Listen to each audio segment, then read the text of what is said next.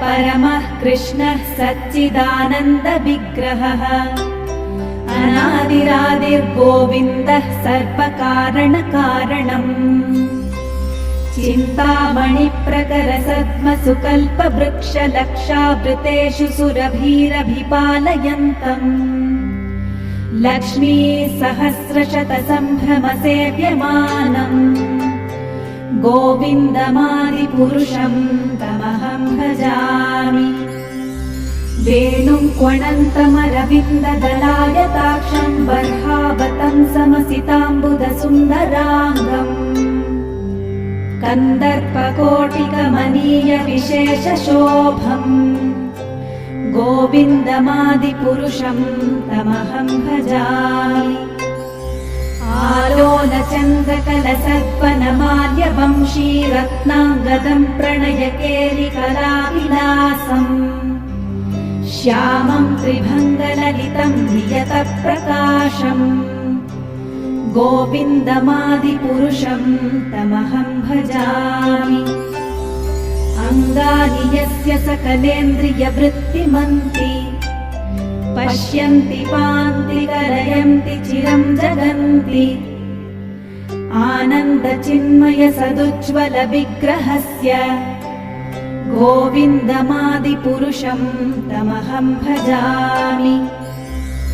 अद्वैतमच्युतमनादिमनन्तरूपम् आद्यं पुराणपुरुषं नवयौवनं च वेदेषु दुर्लभमदुर्लभमात्मभक्तौ गोविन्दमादिपुरुषं तमहं भजामि।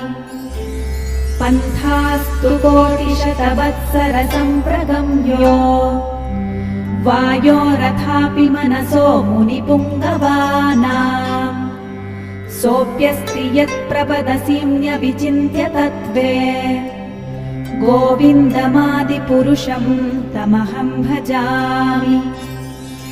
एकोऽप्यसौ रचयितुं जगदण्डकोटिम् यच्छक्तिरस्ति जगदण्डचयायदन्तः अण्डान्तरस्थपरमाणुचयान्तरस्थम् गोविन्दमादिपुरुषं तमहं भजामि। यद्भावभावितधियो मनुजास्तथैव सम्प्राप्य रूपमहिमासनयानभूषाः सूक्तैर्यमेव निगमप्रथितैस्तुवन्ति गोविन्दमादिपुरुषं तमहं भजामि। आनन्दचिन्मयरसप्रतिभाविताभिः ताभिर्य एव निजरूपतया कलाभिः गोलोक एव निवसत्यखिलात्मभूतो गोविन्दमादिपुरुषं तमहं भजामि। प्रेमाञ्जनच्छुरितभक्तिविलोचनेन सन्तः सदैव हृदयेषु विलोकयन्ति यं श्यामसुन्दरमचिन्त्य गुणस्वरूपम् गोविन्दमादिपुरुषं तमहं भजामि।